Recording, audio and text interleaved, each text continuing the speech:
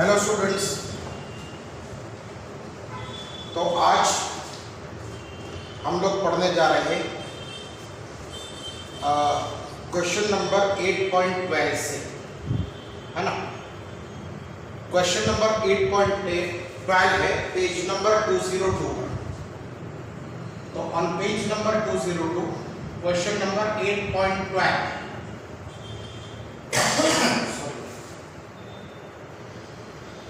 A rocket is fired from the earth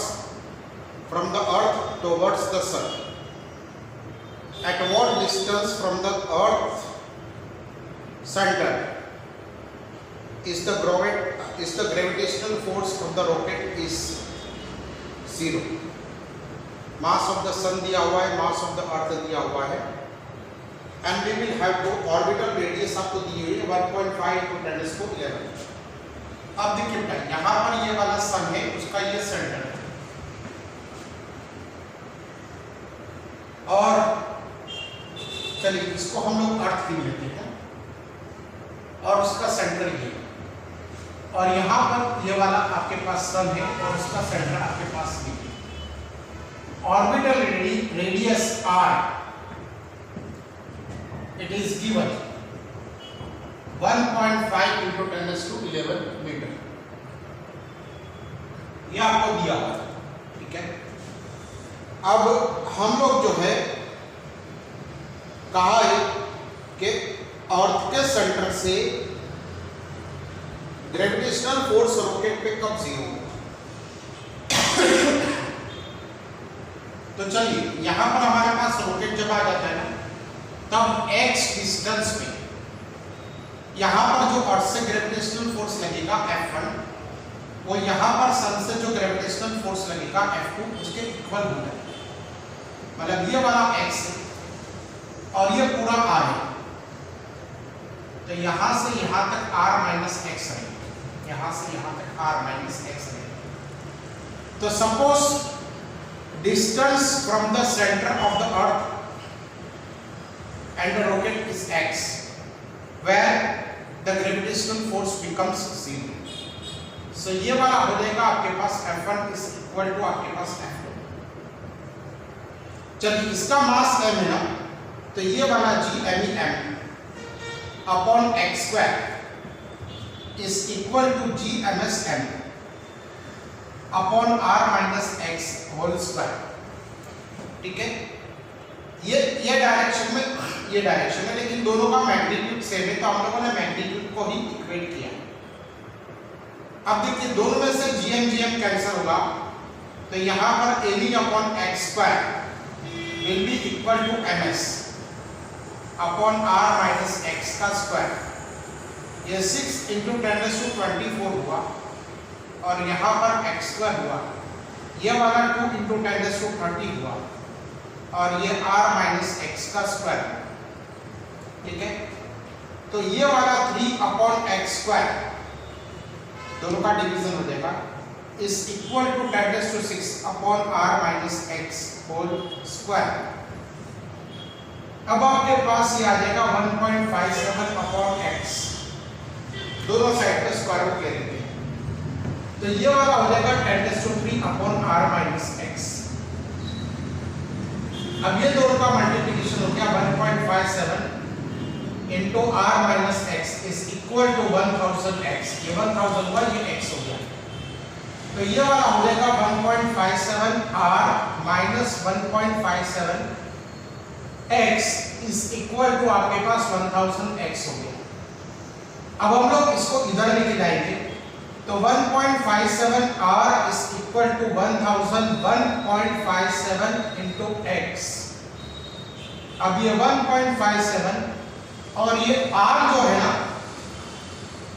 ये 1.5 into 10⁻11 हुआ, इसको आप डिवीजन में ले जाएंगे, 100.57 is equal to x। ये कैलकुलेशन आप कीजिए, जो आए वो आपका आंसर। मतलब अर्थ के सेंटर से इतने डिस्टेंस पे, अर्थ के सेंटर पे दिख रहा है, सही है, अर्थ के सेंटर पे इतने डिस्टेंस पे वो आपका जो वैल्यू है वो 0 हो जाएगा। जस्ट मिनट बेटा, चलिए, तो ये वाला आपके पास इसका आंसर आ गया।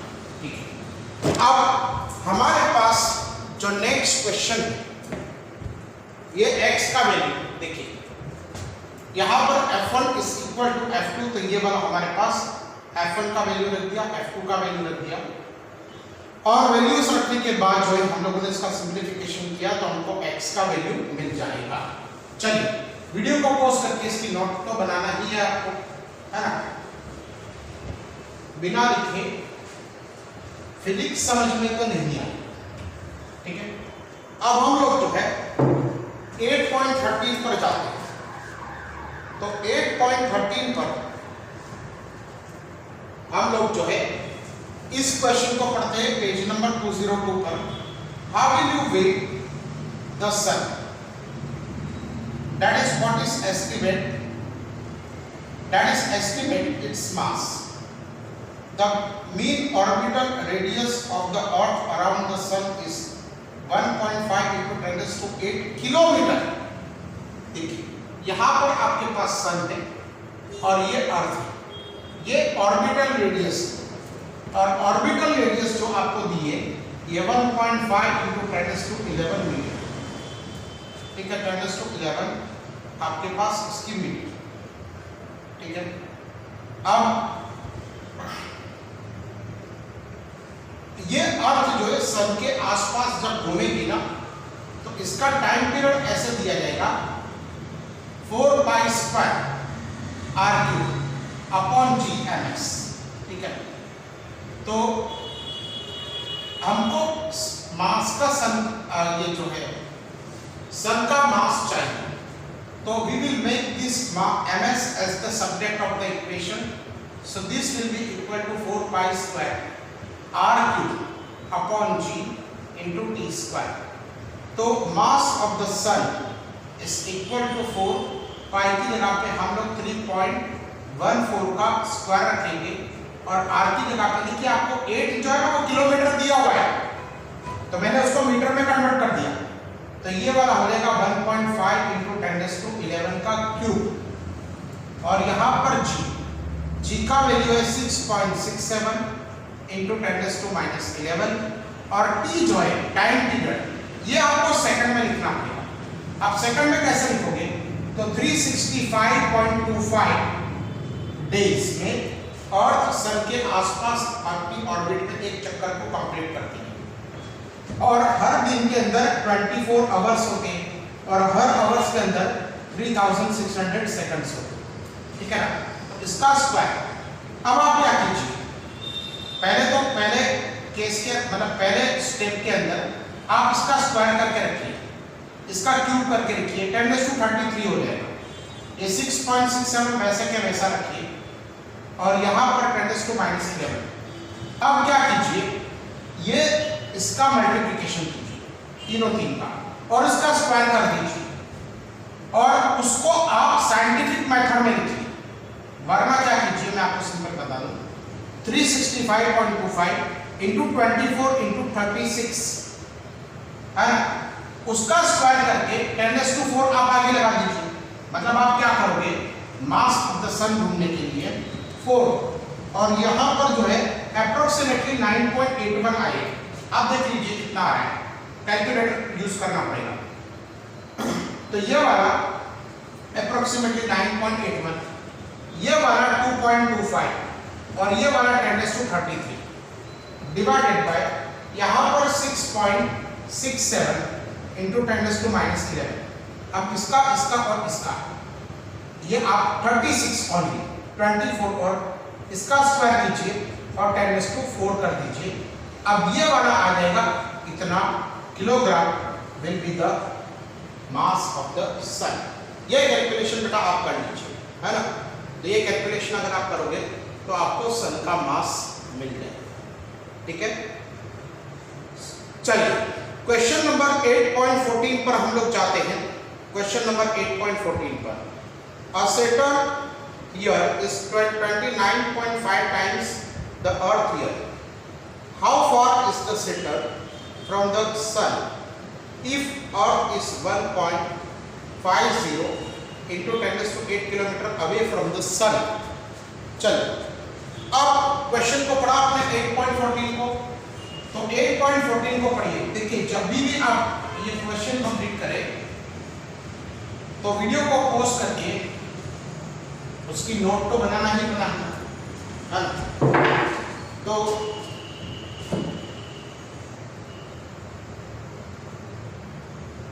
ये वाला 8.14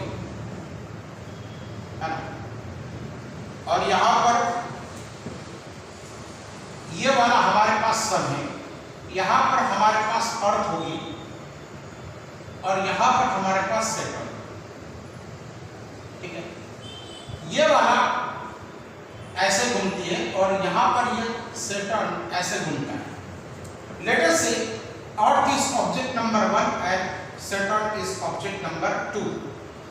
सो इसका time period t1 is equal to आपके पास आ जाएगा 4π² r³ अपॉन g/ms, और ये t2 कितना आ जाएगा, t2 का स्क्वायर आ जाएगा is equal to 4π² r³ upon g/ms। लेकिन हमको यहाँ पर क्या लिखना पड़ेगा, r1 और r2 हमको लिखना पड़ेगा, है ना।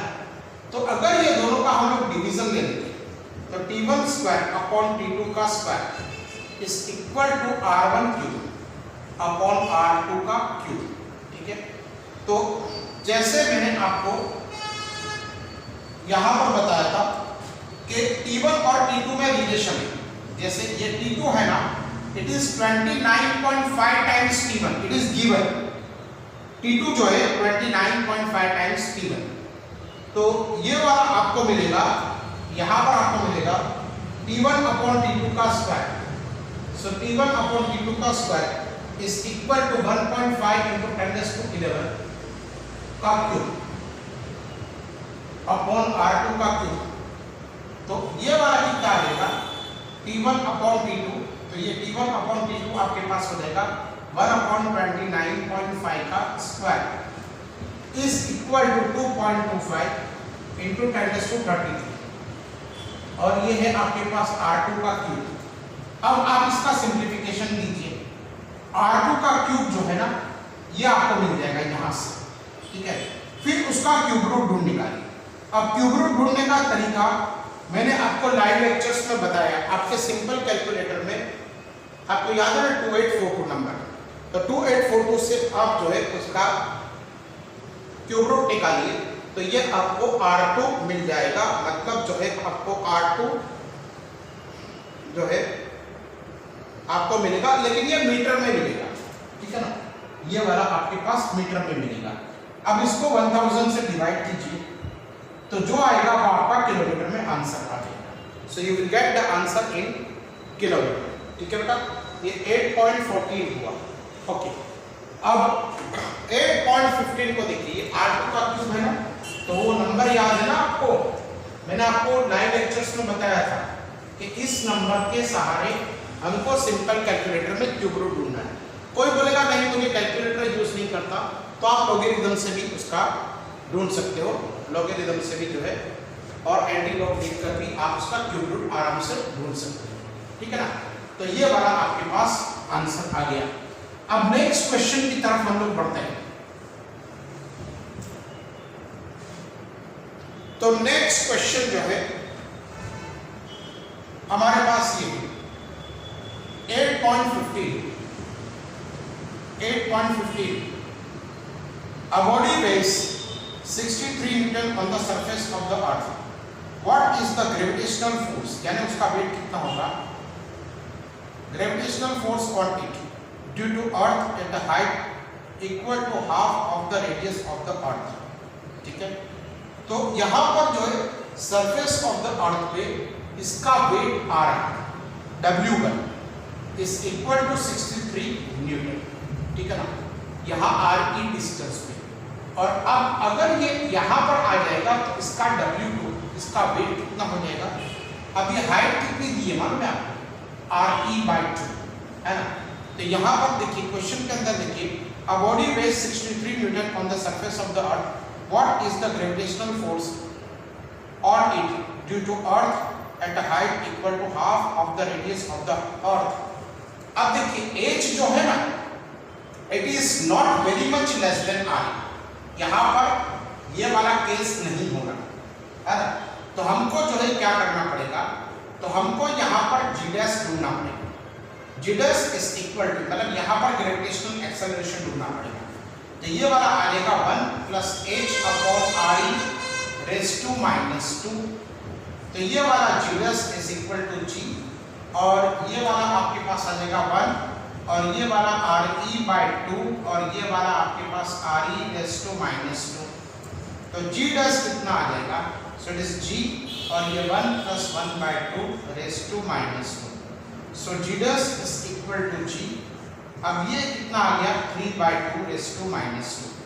ठीक है, सो ये वाला g डैश कितना आ गया, it is equal to g, और इसको हम लोग 2 बाय 3 रेज टू 2 कर सकते। इसको अगर उल्टा कर दिया तो ये वाला पावर जो है ना, ये नेगेटिव से पॉजिटिव हो जाएगा। तो g dash is equal to this. Now we can say that w1 is equal to mg and w2 is equal to mg dash. हमको तो w2 ढूंढना है, तो w2 upon w1 is equal to, हमारे पास क्या आ जाएगा, mg डैश अपॉन mg। ठीक है, so w2 upon 63 is equal to g dash. g dash कितना आ गया, ये वाला आ गया g, और ये 2 by 3 raise to 2 divided by g। mm को कैंसिल कर दिया, तो w2 is equal to 63 into 4, है ना, ये 4 आ जाएगा डिवाइडेड बाय 9। तो ये वाला 7, और यहाँ पर आपके पास आ जाएगा 28 न्यूटन।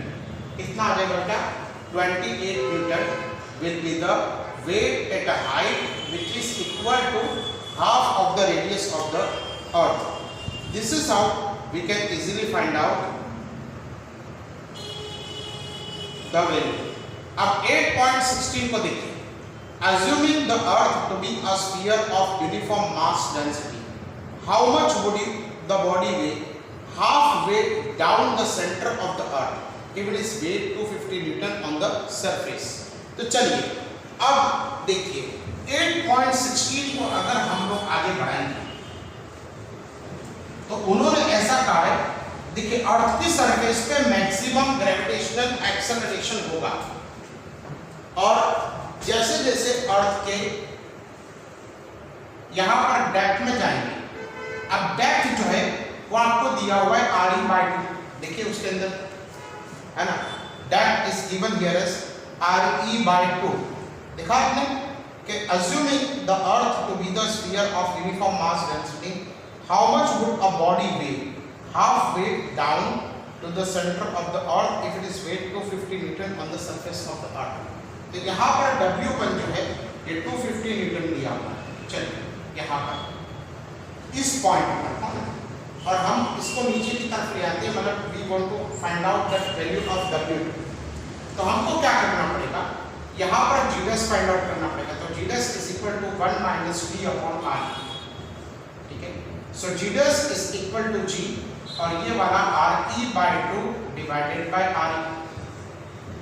अब ये g dash is equal to g, और ये वाला हो जाएगा 1 बाय 2। तो g dash is equal to g into 1 by 2 हो गया। अब हमको तो w2 ढूंढना है, तो w2 upon w1 is equal to mg upon mg dash.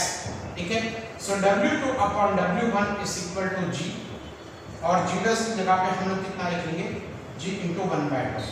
So w2 is equal, नहीं w2 इज g डैश, सही। सो ये वाला कितना हो जाएगा, g बाय 2, और ये वाला हो जाएगा आपके पास g, मतलब ये 1 बाय 2 इंटू वी कैन से w1। So W2 is equal to 1 by 2 into we can say 250। तो ये वाला कितना हो गया आपके पास 125 न्यूटन, मतलब कितना वो वेट करेगा 125 न्यूटन उसको वेट करेगा। ठीक है, सो ये वाला आपके पास हो गया 8.16 हो गया। ये वाला कौन सा क्वेश्चन हुआ बेटा, 8.16 हो गया। ठीक है ना, अब हम लोग आगे बढ़ते हैं 8.17 पे। जैसा कि मैंने कहा था, जैसे ही क्वेश्चन खत्म हो वैसे आपको जो है वीडियो को पॉज करके उसकी नोट तो बनानी ही। अब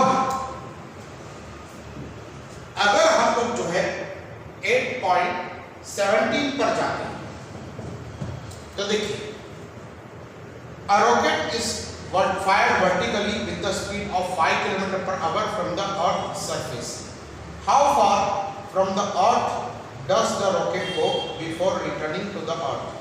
Mass of the Earth पता है हमको, main radius of the Earth ये भी पता है, g भी पता है। चलिए अब हम लोग जो है क्या करेंगे, यहाँ देखिए यहाँ पर एक अर्थ है हमारी और यहाँ से एक रॉकेट को फायर किया गया और वर्टिकली अपवर्ड।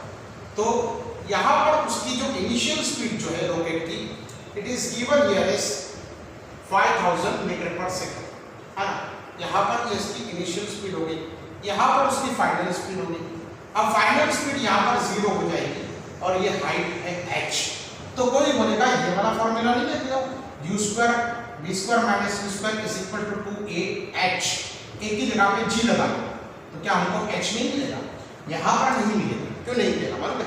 क्योंकि g का वैल्यू कांस्टेंट नहीं देता and this equation is only valid for constant acceleration. अब यहाँ पर जो आपको ग्रेविटेशनल एक्सेलरेशन लगेगा ना बेटा, वो वेरी करेगा, वो चेंज होगा।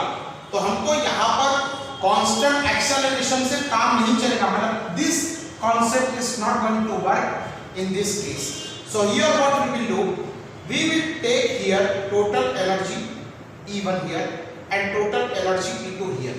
So what actually will happen here, the rocket will have potential plus kinetic energy and here also the rocket will have potential plus kinetic energy, but its total energy will remain the same according to the law of conservation of energy।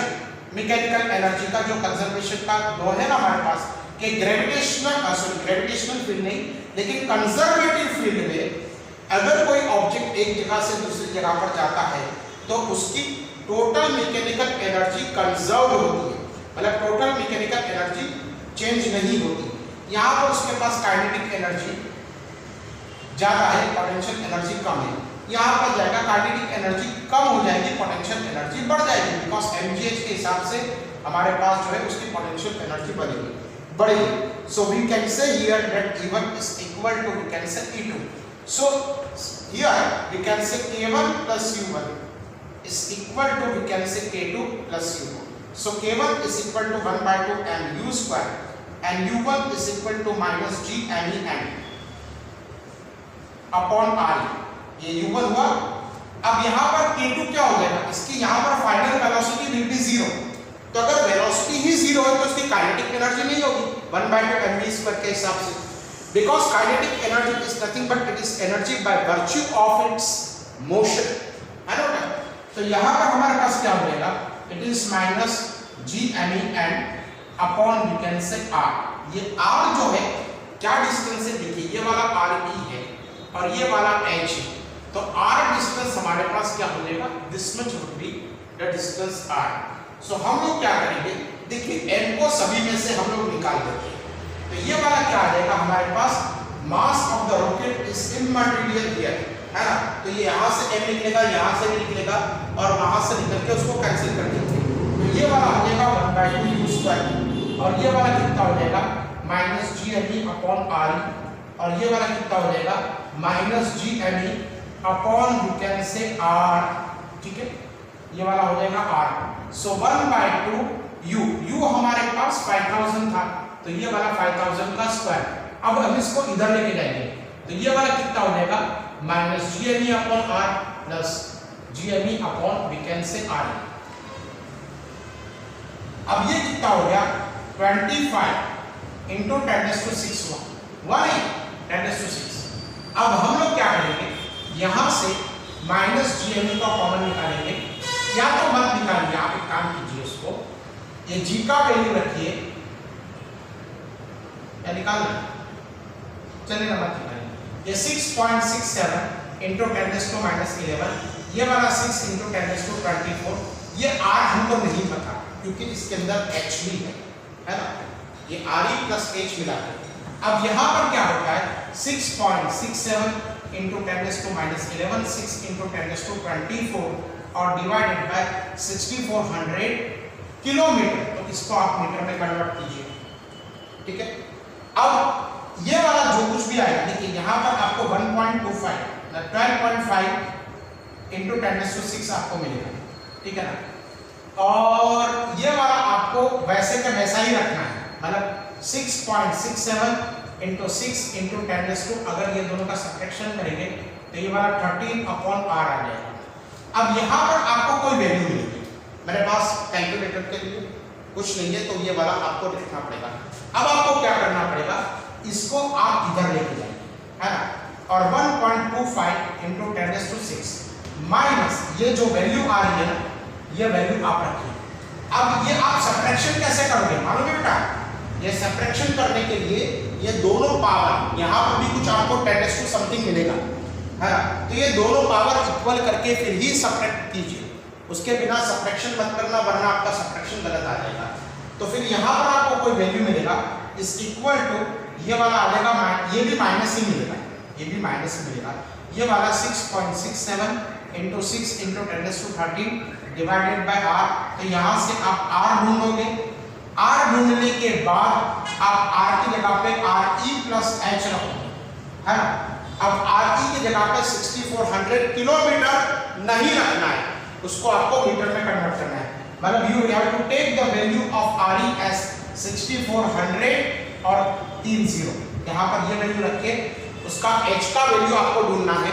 ये h का value आपको जो है मिलेगा metre में, अगर आप उसको किलोमीटर में कन्वर्ट करना चाहो तो कर सकते हो, नहीं करना चाहो तभी भी आपकी मर्जी। तो देखिए यहाँ पर हम लोगों ने क्या कर दिया, यहाँ पर जो एनर्जी E1 थी और यहाँ पर एनर्जी E2 थी, इसको इक्वेट कर दी and we got this equation, and after getting this equation 1/2 q square g/m upon r, इसमें से m को निकाल दिया तो हमारे पास जो है r का हम लोगों ने वैल्यू ढूंढ लिया। एक बार r का वैल्यू ढूंढ लिया फिर r is equal to re plus h करके re का वैल्यू कितना रख के आप उसको आराम से उसको कर सकते हो, ठीक है बेटा। तो ये वाला आपका 8.17 आ गया, ठीक है। अब हम लोग जो है आगे बढ़ेंगे 8.18 पर।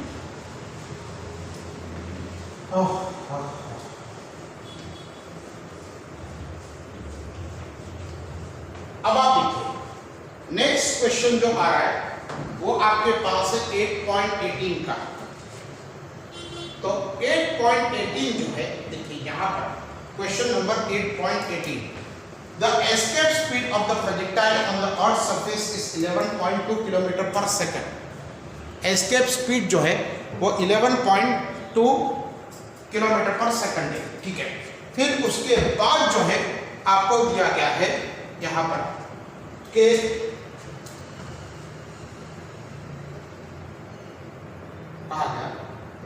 a body is projected out with thrice with this speed. What is the speed of the body far away from the earth? Ignore the presence of the sun and other planets. चलिए अब यहाँ पर जो है हम लोग उसको जो स्पीड दे रहे हैं वो 3 टाइम्स स्पीड दे रहे हैं। PE का मतलब होता है escape speed. What is escape speed? It is the speed required to escape the gravitational field of the earth, है ना। अब वो यहाँ से यहाँ पर इनफाइनाइट डिस्टेंस में जाएगा तब उसकी स्पीड क्या होगी, तब जो है उसकी स्पीड क्या होगी।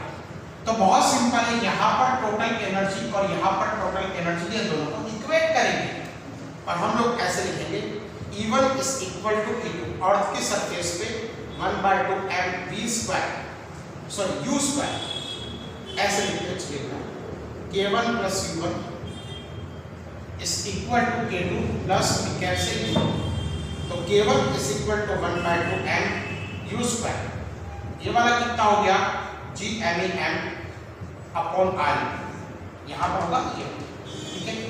और यहाँ पर इसकी kinetic energy will be equal to 1/2 mv², और यहाँ पर इसकी पोटेंशियल एनर्जी कितनी होगी g/m अपॉन इनफिनिटी, ठीक, इनफिनिटी मतलब 0 हो जाएगी। तो चलिए सारे m को हम लोग निकाल देते हैं, वैसे ये भी 0 बनने वाला है, लास्ट टर्म तो आपकी 0 ही बनने वाली है।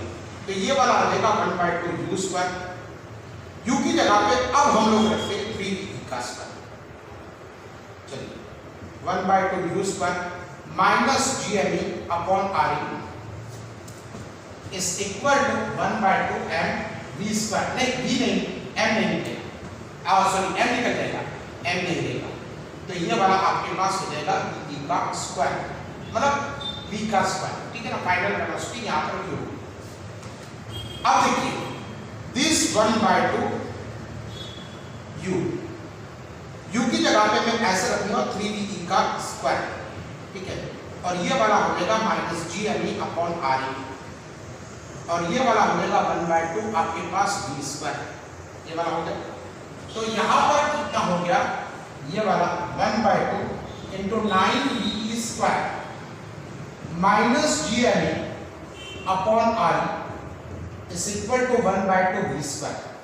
अब आपको v का फॉर्मूला पता है क्या? Now we can say v is equal to square root of 2g re, ये वाला फॉर्मूला मुझे याद है। अब g की जगह पे मैं gme अपॉन re स्क्वायर रखूंगा, तो ये वाला बन जाएगा 2g re, ये वाला फॉर्मूला मुझे याद है। अब मुझे तो इसके टर्म में चाहिए, इसके टर्म में, तो मैं क्या करूंगा यहाँ पर g की जगह पे gme अपॉन re का स्क्वायर और यहाँ पर re, तो ये वाला क्या हो जाएगा आपके पास, ये वाला हो जाएगा आपके पास 2 इंटू gme अपॉन re, ये वाला ve हो गया। अब इसका स्क्वायर करेंगे ना तो ये स्क्वायर रूट हट जाएगा। अब देखिए यहाँ पर जो है ve का स्क्वायर आपके पास कितना आ गया, तो ve square is equal to we can say 2gme upon re। What we did here, we simply square both the sides, ये वाला आपके पास कितना आ गया। ओके, सो इतना लिखो, वीडियो को पॉज कर लीजिए, इतना लिखिए, फिर बाद में हम लोग आगे बढ़ते हैं।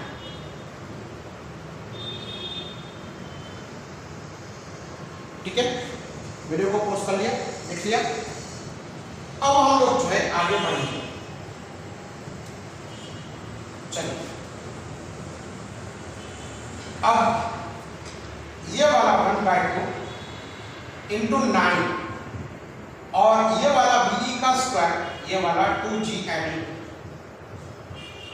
अपॉन re, ये वाला -gme upon re is equal to 1/2 ve square. What we did here, we simply put the value of ve. Now further calculation will give us, देखिए ये वाला हो गया 9/2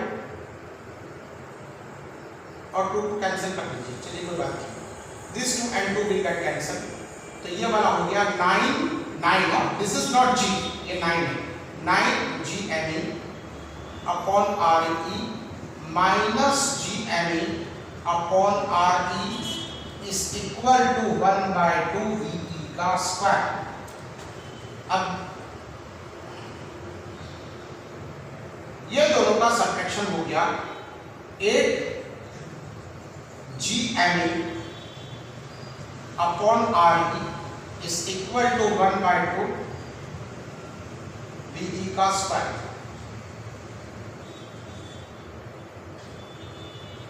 ठीक है, नहीं यहां पर v था, मैं वही कह रहा हूं, आपको करना होगा, यहां पर जो है आपके पास v था, तो अगर इसको आप इधर ले जाएंगे सो ये वाला आपके पास आ जाएगा 16gme upon re is equal to v square, so v is equal to 4gme upon re. Now put the values and find out the answers. Okay, आपको g पता है, ab पता है, re पता है, तो ये वाला आपको जो है उसका आंसर मिल जाएगा। So this is how we can say gme upon re। चलिए सही है, ये 2 और 2 कैंसिल किया, 9gme upon re, तो दोनों का सब्ट्रैक्शन हो जाएगा 8gme upon re is equal to आपके पास 1/2 v स्क्वायर, सो v मिल जाएगा। ओके गुड, तो यहाँ पर अगर आप जो है ये वैल्यू रखोगे तो ये वाला आपके पास कितना उसका वैल्यू आ जाएगा, ठीक है ना। सो ये वाला आपके पास उसका वैल्यू मिलेगा। So this is how we can easily find out the value of velocity at infinite distance. चलिए अब हम लोग 8.19 की बात करेंगे। 8.19 A satellite orbits the Earth at a height of 400 km above the surface. How much energy must be expended to rocket the satellite out of the Earth's gravitational influence? To rocket the satellite out of the Earth's gravitational influence. अब ये मास of the satellite आपको दिया हुआ है अर्थ और ये तो सारा आपको पता है। चलिए अब यहाँ पर जो है एक सैटेलाइट इसकी हाइट जो है h और यहाँ पर ये वाला डिस्टेंस है आपके पास r है ना। तो यहाँ से यहाँ तक का डिस्टेंस अगर हमारे पास r है तो re प्लस h, तो ये वाला 6400 किलोमीटर और ये 400 किलोमीटर, तो ये वाला हो गया 800 किलोमीटर, ये वाला आपके पास r हो गया। अब ये r हो गया 6800 किलोमीटर, तो इसकी टोटल एनर्जी कितनी होगी? So total energy at this total energy for the satellite which is orbiting around any planet is given by gm, mass of the planet upon m divided by we cancel 2r. So E is equal to -6.67 into 10⁻⁻11. ये me क्या होगा 6 into 10⁻24 हो गया और ये मास जो आपको 200 kilogram दिया गया, if I am not mistaken. हाँ सही है। और ये आपके पास 2 और R जो है ये 6800 और 3 0, इतना एनर्जी से यह सैटेलाइट बंधा हुआ है, इतनी जूल एनर्जी से ये सैटेलाइट बंधा हुआ है। अगर इसको इतनी एनर्जी ऑपोजिट डायरेक्शन में दी जाए, मतलब ये माइनस है, तो अगर प्लस एनर्जी इतनी जूल दी जाए तो ये ऑर्बिट से बाहर निकल के परमानेंटली जो है ऑर्बिट से बाहर की तरफ निकल जाएगा। That means this much energy must be expended to rocket the satellite out of the earth gravitational influence. So this is how we can easily find out the total energy required to rotate the satellite out of the orbit of the Earth. चलिए ये वाला हो गया। अब हम लोग बात करेंगे 8.20. Two stars each of one solar mass are approaching each other for head-on collision. When they are at a distance,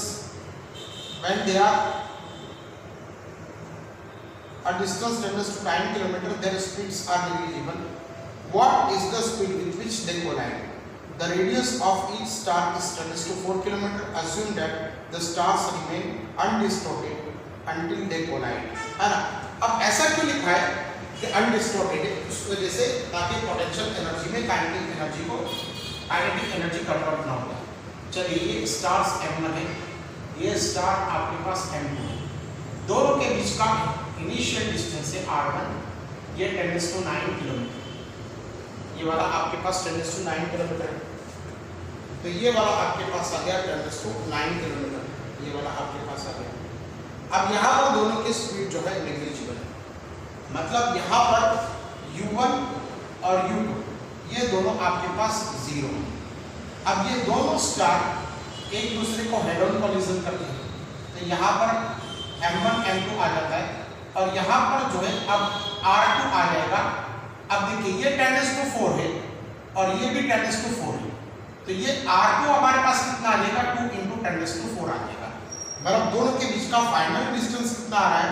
final distance 2 × 10⁴ आपके पास आ रहा है ना। अब दोनों का मास जो है M1 और M2 दोनों का मास है 2 × 10⁻30 किलोग्राम, ये दोनों का मास आपके पास इतना दिया हुआ है, ठीक है। अब देखिए यहाँ पर what is the speed with which they collide, है ना। Assume the stars, okay. चलिए तो हम लोग क्या करेंगे, यहाँ पर जो है ये पोजीशन नंबर 1 कहेंगे और यहाँ पर ये पोजीशन नंबर 2 कहेंगे। सो हम लोग कहेंगे कि पहली पोजीशन में उसके पास टोटल एनर्जी जितनी थी ना उतनी ही एनर्जी यहाँ पर पोजीशन नंबर 2 में रहेगी। तो यहाँ पर हम लोग क्या रखेंगे, K1 plus U1 is equal to we can say K2 plus U2। अब K1 इनिशियल दोनों की स्पीड 0 थी, तो इनिशियल दोनों की जो है हमारे पास कितना हो जाएगी, काइनेटिक एनर्जी 0 हो जाएगी। अब ये वाला हो जाएगा minus G times M1 M2 upon R1, ये वाला हो जाएगा। अब यहाँ पर कितना हो जाएगा, ये वाला आपके पास काइनेटिक एनर्जी कितनी भी होगी, हम लोग पूरी सिस्टम की बात करें, किसी एक स्टार की बात नहीं करें, तो यहाँ पर भी हम लोगों ने इतनी हमारे पास पोटेंशियल एनर्जी थी। अब यहाँ पर ये क्या हो जाएगा 1/2 M1 V1 स्क्वायर और यहाँ पर 1/2 M2 V2 स्क्वायर। आपको देखिए total kinetic energy of the system, इसकी वेलोसिटी V1 है, इसकी वेलोसिटी V2 है, ये दोनों इक्वल होगी और मासेस तो वैसे भी इक्वल है। अब यहाँ पर उसकी पोटेंशियल एनर्जी कितनी हो जाएगी, so it is G times M1 M2 upon R2। Now put all the values and find out the answer. So it is minus G times M1 M2 upon R1 is equal to, ये भी M1 M1, तो ये वाला हो जाएगा M1 V1 square, है ना। क्या कर दिया मैंने, यहाँ पर M1 रख दिया और यहाँ पर आपके पास V1 रख दिया, मतलब आधा और आधा आपके पास पूरा हो गया। और ये वाला हो जाएगा minus G times M1 M2 upon R2। तो R2 हम लोग वैसे का वैसा रखेंगे। चलिए अब हम लोग आगे बढ़ते हैं, तो put the values and find out the answer. तो हम लोग M1 को निकाल ही देते हैं, चलिए M1 को निकाल लेते हैं, हमको तो V1 से मतलब है। तो ये वाला कितना आ जाएगा G M1 या G M2, M1 M2 same ही, upon R1 is equal to we can say V1 square और यहाँ पर आपके पास आ जाएगा G M2 upon R2। Now put the values, तो ये वाला माइनस 6.67 इंटू 10⁻11 इंटू 2 इंटू 10⁻30, ठीक है। और R1 जो है ना ये आपके पास किलोमीटर में, तो आपको इसको मीटर में रखना पड़ेगा। You must convert this into metre. By kilometre में रखेंगे नहीं चलेगा, बिल्कुल भी नहीं चलेगा, क्योंकि जी का वैल्यू है ना, ये न्यूटन मीटर स्क्वायर है, newton metre square upon kilogram, तो ये मीटर है, ये किलोमीटर नहीं चलेगा, तो आपको इसको किलोमीटर इसमें कन्वर्ट करना पड़ेगा। अब यहाँ पर आपके पास आ जाएगा V1 का स्क्वायर और आपके पास 6.67 into 10⁻11 into 2 into 10⁻30 divided by R2 कितना होगा 2 इंटू 10⁻4। अब ये वाला पूरा कैलकुलेशन आपको करना पड़ेगा। यहाँ पर आपको कुछ वैल्यू मिलेगी is equal to V1 square minus ये वैल्यू मिलेगी, फिर उसके बाद V1 का स्क्वायर आपको ढूंढना पड़ेगा और V1 का स्क्वायर ढूंढने के बाद उसका स्क्वायर रूट लेना पड़ेगा, इतने मीटर पर second will be the value of V1। तो इतनी स्पीड से दोनों उसको टकराएंगे, ये वाली इतनी स्पीड से जो है दोनों टकराएंगे, ठीक है बेटा। तो ये वाला आपके पास V1 का वैल्यू आपके पास आ गया, ठीक है, मतलब इतनी स्पीड से दोनों टकराएंगे। तो ये वाला आपके पास 8.20 आ गया। अब हम लोग 8.21 पर जाएंगे, ठीक है, 8.21 पर जाएंगे। तो 8.21 में 2 heavy spheres each of mass 100 kilogram and radius 0.1 meter are placed 1 meter apart on horizontal table. What is the gravitational force and the potential at the midpoint of the line joining the centers of the sphere? Is an object placed at point in the equilibrium? If so, the equilibrium is stable or unstable? चलिए अब 8.21 पर हम लोग जाते हैं।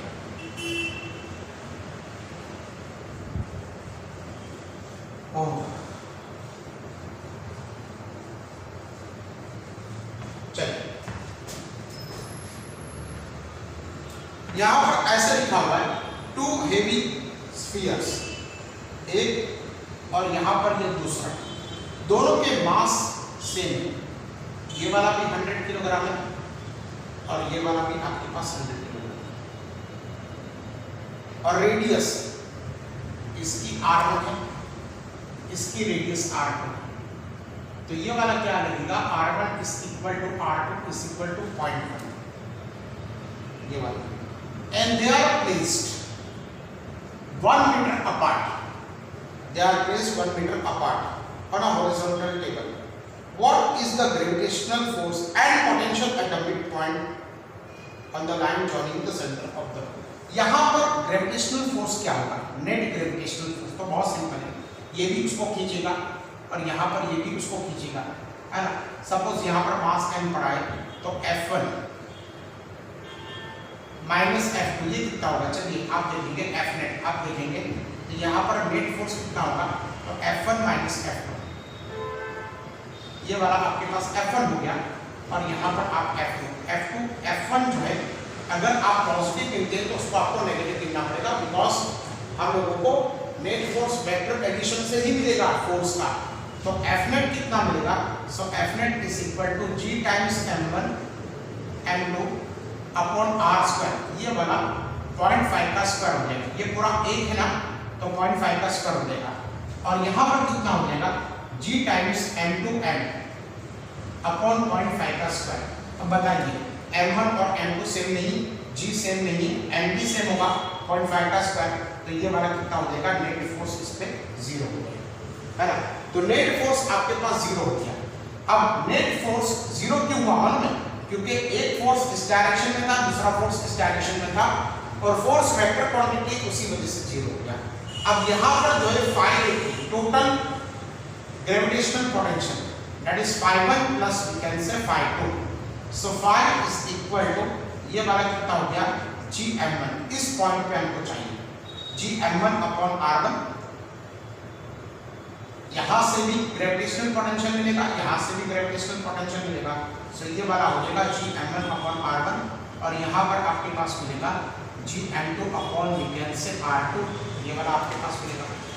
तो phi can be written as phi is equal to minus 2Gm1, देखिए दोनों सेम ही है, ये वाला M1 और M2 सेम है, तो अगर यहाँ पर मैं M1 रख दूंगा ऐसे माइनस Gm1 अपॉन R1 और यहाँ पर माइनस Gm1 अपॉन R1 तो चलेगा, बिकॉज M1 और M2 दोनों जो है आपके पास 100 किलोग्राम है और R1 और R2 ये वाला 0.5, ये वाला यहाँ से यहाँ तक का डिस्टेंस आपके पास R1 है और यहाँ से यहाँ तक के पास आपके सॉरी, तो चलिए इसको हम लोग ये R1 डैश और R2 डैश लेते हैं, तो ये वाला R1 आपके पास और ये वाला R2 आपके पास, तो ये वाला आपके पास हो गया R1, so phi is equal to -2 और 6.67 into 10⁻⁻11,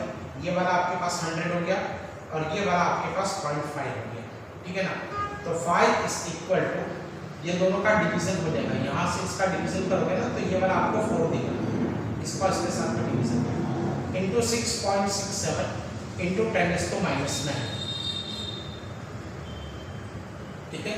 तो ये वाला ग्रेविटेशनल पोटेंशियल आपको ये दोनों का मल्टीप्लिकेशन करना है into 10⁻⁹ joule will be the gravitational potential at the center। तो gravitational potential at the centre कितना हो जाएगा आपके पास, ये 6.67 into 10⁻⁹ आपके पास हो जाएगा ये -9, ठीक है। अब हम लोग जो है आगे भी कहते हैं उनको कि क्वेश्चन है, उसी के अंदर